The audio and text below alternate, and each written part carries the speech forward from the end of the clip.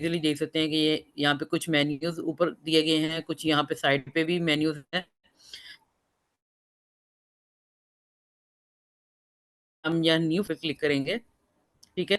और जैसे ही हम उन्होंने यहाँ पे न्यू फाइल पे क्लिक करना है, तो कुछ यहाँ पर प्रीसेट्स जो मैंने अभी तक यूज़ किए हुए हैं, जिसमें से मैंने 500 मेगापिक्सेल्स का यूज़ किया है, 3000 मेगापिक्सल का, 2000 का, 1000 और कुछ मैंने इंचेस के अंदर भी यूज़ किया है। तो ये वो सब चीज़ें हैं जो कि मैंने अभी रिसेंटली यूज़ की हैं और ये वही प्रीसेट्स हैं जो मुझे अभी वो शो कर रहा है, ठीक है? तो आपको ने इस चीज़ को मद्देनज़र देखना है कि जब हम लोगों ने इसके ऊपर काम करना है, तो सबसे पहले हमारे पास अपने डिज़ाइन से रिलेटेड इन्फॉर्मेशन होनी चाहिए कि उसमें हमारे पास कहाँ पर और कितने डायमेंशंस का हम लोग को एक डॉक्यूमेंट चाहिए, ठीक है? अब जिस तरह से मैंने एक बहुत सिंपल एक नॉर्मल सी अगर मैंने कोई वेब पोस्ट बनानी है या कुछ भी इस तरह से, तो उसकी डायमेंशंस या इंस्टाग्राम की पोस्ट है, तो वो हम लोग 500 मेगापिक्सेल्स की भी बना सकते हैं और वो 1000 मेगापिक्सेल्स की भी बना सकते हैं। क्योंकि अगर हमारे पास थोड़ा जो इंटरफ़ेस अगर बड़ा होता है यानी कि जिस पे हम लोग काम करते हैं, डिज़ाइनिंग करते हैं, तो उसका हमने कुछ मार्जिन जो है वो साइड से भी अगर हम छोड़ते हैं ब्लीड मार्क्स वगैरह, ताकि अगर कोई फ़ेसबुक की एड्स या कुछ इस तरह की उसके ऊपर दाएँ-बाएँ कोई आता है नीचे कंटेंट क्रिएटर का नाम, तो जो वो नज़र आता रहे, ठीक है? अच्छा, अब यहाँ पे हमने डिज़ाइन्स के लिए जो विड्थ और हाइट है वो किस तरह से डिसाइड करते हैं। विड्थ यहाँ पे लिखी जाती है, ठीक है? विड्थ मतलब आपकी आर्टबोर्ड की, आपकी डिज़ाइन की जो वर्क स्पेस की चौड़ाई होती है वो यहाँ पे होती है। तो आपके पास यहाँ पे 1000 अभी मैंने सेलेक्ट किया हुआ है क्योंकि आखिरी काम मेरा 1000 मेगापिक्सल पे था। अब यहाँ पे जो ऑप्शन है वो पिक्सेल्स में भी हैं, इंचेस में भी हैं, फुट में भी हैं, मिलीमीटर, सेंटीमीटर, मीटर और इसके अलावा भी बहुत सारी ऑप्शंस हैं। तो यहाँ पर हम लोग जो नॉर्मल यूज़ करते हैं वो है पिक्सेल्स, ठीक है? इसके बाद यहाँ पे हाइट डिसाइड की जाती है, यहाँ पे आप कुछ भी कर सकते हैं, 500 कर लें, नीचे भी अगर आप चाहें तो उसको यहाँ पे आप 500 कर लें, ठीक है? अच्छा, अब यहाँ पे ये देखिए कि जब यहाँ पे मैंने 500 और यहाँ पे भी 500 किया है, तो ओरिएंटेशन में आपके पास दोनों ऑप्शंस शो हो रहा है, लेकिन सिर्फ़ क्लिक जो है वो एक ही हो पा रही है, ठीक है? वो कौन-सी है जो कि जिस तरह से हम लोग अपना मोबाइल पकड़ते हैं सीधे हाथ की तरह, तो वो जो पोर्ट्रेट है वो ऑप्शन शो हो रही है। लेकिन अगर मैं यहाँ पे थोड़ी-सी डायमेंशंस को अगर चेंज कर दूँ, सेम नहीं करूँगी, तो यहाँ पे अगर मैं करती हूँ कि ऊपर नीचे 500 रह देती हूँ और ऊपर कर देती हूँ 1500। जब मैंने 1500 की है, तो अब आप देख सकते हैं कि यहाँ पे जो ऑप्शंस है ना, अब वो दोनों हाइलाइट हो सकती हैं। यानी कि पोर्ट्रेट भी बन सकती है और यहाँ पे लैंडस्केप भी बन सकती है। यानी कि अब जब मैं पोर्ट्रेट पे करती हूँ, तो आप देख सकते हैं कि वो पोर्ट्रेट में करने में 500 को ऊपर लेके जा रहा है और 1500 को नीचे। लेकिन जब मैं लैंडस्केप पे कर रही हूँ, तो 1500 को ऊपर लेके चला जाता है और 500 को नीचे, ठीक है? और इस तरह से यहाँ पे आप डायमेंशंस जो है वो अपनी चेंज कर सकते हैं और जो यहाँ पे भी चेंज हो सकती हैं और जब अब ये फाइल आपकी बन जाएगी, उसके बाद भी चेंज हो सकती हैं, ठीक है? अच्छा, इसके बाद हमारे पास अगर एक से ज़्यादा डिज़ाइन्स का हम लोगों ने कोई काम करना है, तो ये हमारे ऊपर डिपेंड करता है कि हमने एक आर्टबोर्ड यूज़ करना है या हम एक से ज़्यादा आर्टबोर्ड भी यूज़ कर सकते हैं, ठीक है? आर्टबोर्ड का मतलब होता है वो वाली वर्क स्पेस जिस पे हम लोग काम कर रहे हैं, ठीक है? तो जब अभी ये ऑन होगा तो मैं आपको दिखाती हूँ वो भी। तो वो उसकी लिए भी हम लोग यहाँ पे स्पेसिफ़िकेशन पहले डिसाइड कर सकते हैं कि हमें 1 आर्टबोर्ड चाहिए या हमने 1 से ज़्यादा लेने हैं, उसके लिए हम लोग ये वाला एरो की जो यहाँ पे प्रेस कर देंगे। लेकिन अभी फ़िलहाल हम एक पे काम करेंगे तो एक हमारे पास मोर देन इनफ है। इसके बाद ये है ब्लीड। ब्लीड का मतलब ये है यहाँ पे कि कोई भी ऐसा काम जिसके लिए आप लोगों ने प्रिंटिंग के लिए अपना डिज़ाइन भेजना है। यानी कि आप प्रॉपर्ली इसको किसी प्रिंटिंग प्रेस में कोई काम भेजना है जैसे कि बिज़नेस कार्ड बन जाएगा। कोई लेटर हेड का कोई काम है वो जाएगा या कोई आपने लेबल डिज़ाइनिंग की है वो लेबल आपका प्रिंट होने के लिए जाना है या कोई वेडिंग कार्ड का इन्विटेशन है या किसी बर्थडे कार्ड का इन्विटेशन है या जो भी है जिसका पता है कि वो प्रिंटिंग प्रेस के लिए जाना है, तो वहाँ पर आपने अगर ब्लीड मार्क्स देने हैं यानी कि साइडों से, ऊपर से और नीचे से वो उसको कितने पिक्सेल्स का जो मार्जिन है वो छोड़ दे ताकि वो कटिंग में आ जाएगा, बाकी आपका डिज़ाइन उसके सेंटर में रहेगा। तो वो जो ब्लीड मार्क्स हैं, उसके लिए भी हम लोग यहाँ पे पहले से डिसाइड कर सकते हैं। अब यहाँ पर ये देखें, मैंने सिर्फ़ टॉप के लिए जो है वो 1 पिक्सेल किया, उसने सबको कर दिया। अगर मैं यहाँ पे फिर टॉप को 1 पॉइंट आगे बढ़ाऊँगी, तो उसने सब में 2 कर दिया। अगर मैं टॉप के लिए वापस 1 पे आऊँगी, वो सबको 1 पे आएगा। अब आपको ये पता होना चाहिए कि ये यहाँ पर सिर्फ़ एक को चेंज करने में बाकी सबको चेंज क्यों कर रहा है, ठीक है? वो सिर्फ़ इस वज़ह से क्योंकि यहाँ पे ये जो चेन है ना, इस चेन को मतलब ये है कि ये जब एक को छेड़ूँगी, तो वो बाकी सब की सब की पॉइंट की वैल्यू एक साथ चलेंगी, ठीक है? लेकिन इसको यहाँ पे अनचेन कर दूँगी, तो अब ये देखिए ये ब्रेक हो गई है चेन। अब मैं हर किसी की सेपरेटली कर दूँगी, यानी कि टॉप से मुझे सिर्फ़ 2 मेगापिक्सल चाहिए, बॉटम से भी 2 चाहिए और मुझे राइट और लेफ्ट से 4-4 मेगापिक्सल का जो है वो ब्लीड का जो मार्जिन है वो सेट चाहिए, ठीक है? तो ये आप देख सकते हैं कि जब तक वो चेन था, तो वो एक-दूसरे के साथ लिंक थे, लेकिन जब मैंने इनकी ब्रेक के चेन पे जब मैंने क्लिक कर दिया, तो अब वो सेपरेटली आप इनको चेंज कर सकते हैं। इसके बाद आता है कलर मोड। अब जब तक हम लोगों ने अपने print media, social media website designing और लोगो मार्क या जो भी हम लोगों ने लोगो डिज़ाइनिंग कुछ भी करनी है, तो उसके लिए हम लोगों ने जो भी कलर मोड यूज़ करने हैं, वो आरजीबी कलर ही हम यूज़ करेंगे, ठीक है?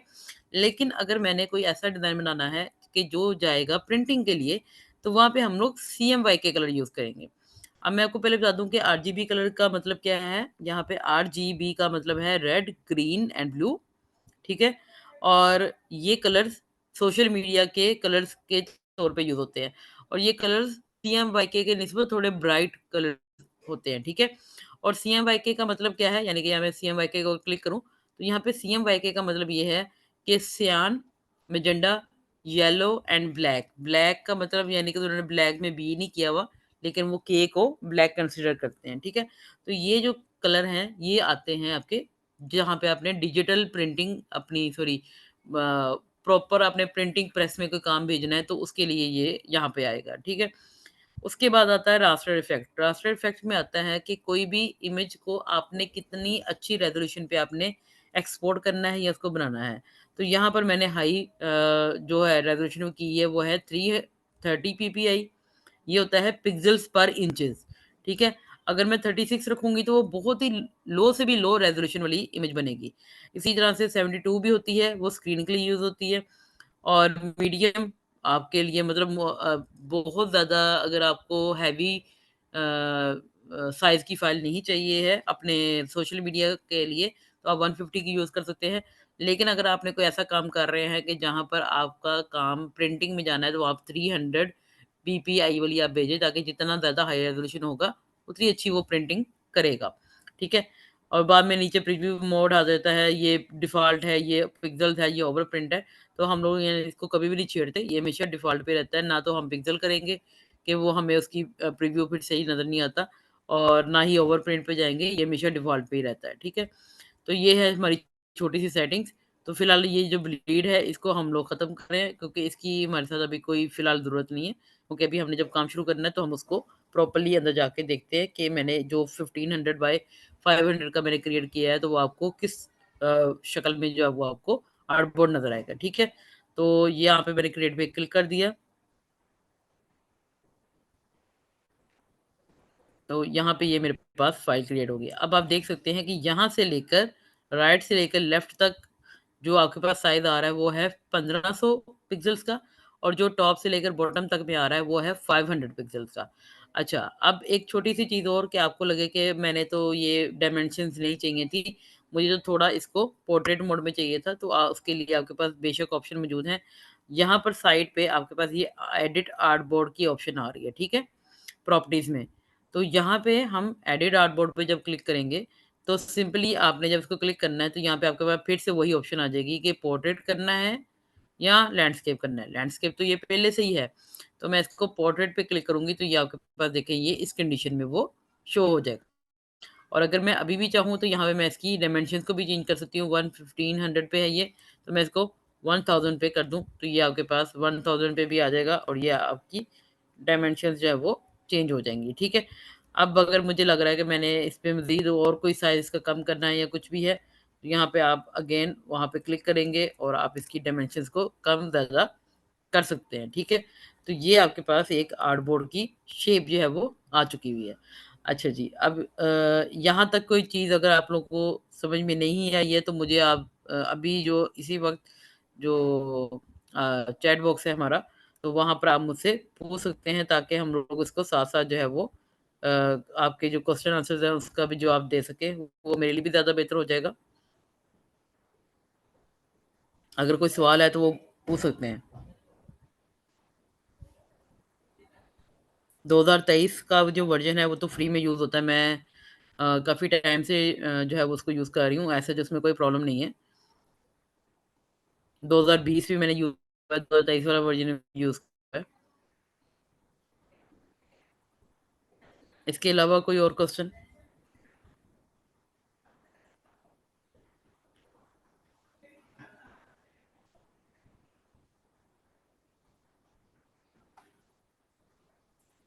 अगर कोई वैसे बात करके जो है वो करना चाह रहा है तो वो मुझे बता दे, ताकि उसके अकॉर्डिंग भी मैं आपको जो है वो जवाब दे दूँ। मतलब अगर कोई चैट में नहीं बताना चाह रहा, वैसे बोलकर सवाल करना चाह रहे हैं तो वो बता दें। नहीं तो हम बस 5 मिनट और मैं आपको जो है वो थोड़ा-सा ज़रा टूल्स की 1-2 चीज़ों के बारे में बता के, तो फिर उसके बाद हम लोग इंशाल्लाह ताला फिर कल आपकी जो है वो इसके अकॉर्डिंग मज़ीद और बात कर सकते हैं फिर। मेरे ख़्याल से शायद सॉफ्टवेयर भी बस डाउनलोड होने ही वाला है। हाँ जी, 35 सेकंड्स रह गए हैं। सॉफ्टवेयर भी बस डाउनलोड होने वाला है। अच्छा चलें, जब तक वो 35 सेकंड भी पूरे करता है, मैं आपको एक और चीज़ दिखाती हूँ। अच्छा, यहाँ पे हमारे पास कुछ टूल्स हैं, जो कि बहुत बेसिकली हम यहाँ पे जिनसे हम लोगों ने फ़ैमिलियर होना है। उनमें से एक टूल आता है यहाँ पे जिसको हम लोग बोलते हैं सिलेक्शन टूल, ठीक है? सेकंड यहाँ पे हमारे पास एक ऑप्शन है, वो है डायरेक्ट सिलेक्शन टूल। उसके बाद जो कॉमनली हम यूज़ करेंगे वो है पेन टूल। फिर टेक्स्ट का टूल है और उसके बाद ये कुछ शेप्स हैं, ठीक है? इन टूल्स को हम लोगों ने यूज़ करना है और ये कुछ ऐसी बेसिक चीज़ें हैं जिनके साथ जब हम लोग काम शुरू करेंगे, तो इन 4 टूल्स के अलावा आपको अगर किसी चीज़ की ज़रूरत पड़ेगी तो वो है कलर टूल की, ठीक है? पिकर टूल भी होता है, कलर पैलेट भी होती है।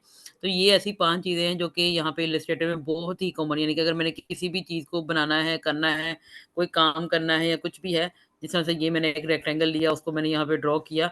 अब अगर ड्रॉ करने के लिए मैंने यूज़ किया है तो वो मैंने शेप टूल यूज़ की है, ठीक है?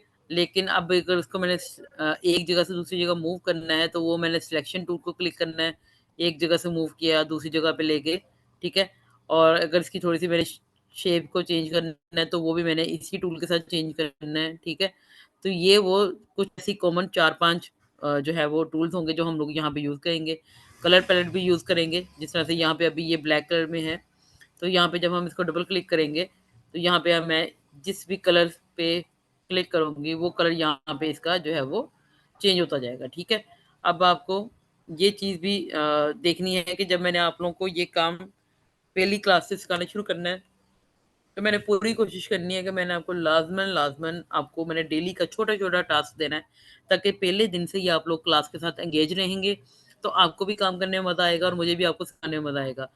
और इसका सबसे बड़ा फ़ायदा ये होगा कि जितनी जल्दी हम लोग जिस क्लासेस को प्रैक्टिस के साथ पूरा करेंगे, आप लोग को हम लोग उतने ही ज़्यादा कैटेगरी जो है उसमें पूरा कर सकेंगे। मतलब मेरा तो पूरी नियत और इरादा मेरा यही है कि आप लोगों को एटलीस्ट इस 1 महीने के जो ड्यूरेशन है, उसमें मैं आपको बिज़नेस कार्ड, आपको लेटर हेड्स, इसके अलावा जो बहुत कॉमनली ये है कि आप लोगों को social media post, basic social media post जो है, वो बनाना आपको आ जाए और इसके अलावा आपको यूट्यूब के थंबनेल्स आपको बनाने आ जाएँ। क्योंकि ये बहुत बेसिक इस तरह की चीज़ें हैं जो कि आपको बनानी आनी चाहिए और आपको आ भी जाएँगी इंशाल्लाह ताला, और ये बहुत बेसिक चीज़ों के साथ आएगा, क्योंकि जितनी ईज़िली हम इसको सीखेंगे उतनी ही जल्दी आपको आ जाएगा, ठीक है?